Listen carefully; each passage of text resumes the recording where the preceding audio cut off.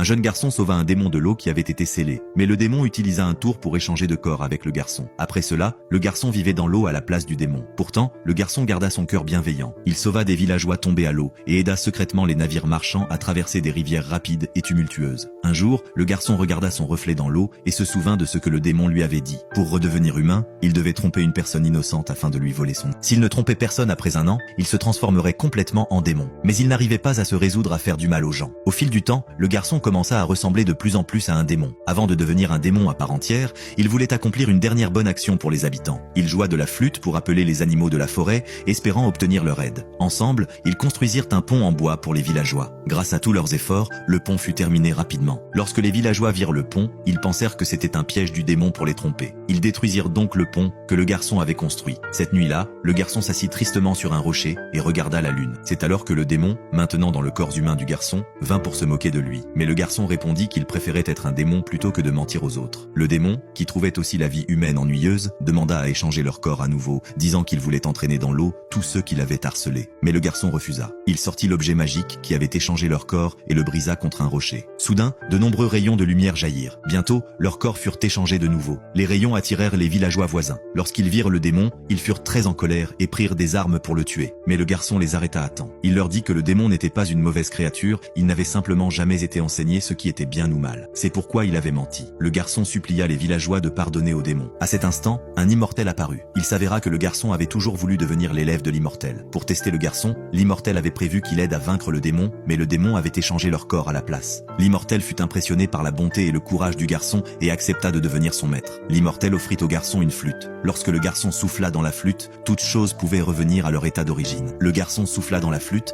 et le pont détruit redevint intact. À ce moment-là, un arbre en pleine croissance fit monter une bûche, prête à frapper une fille. Le démon sauta rapidement devant la fille pour la protéger. À cet instant, la main du démon se transforma en une main humaine. Il comprit enfin le véritable sens de la bonté.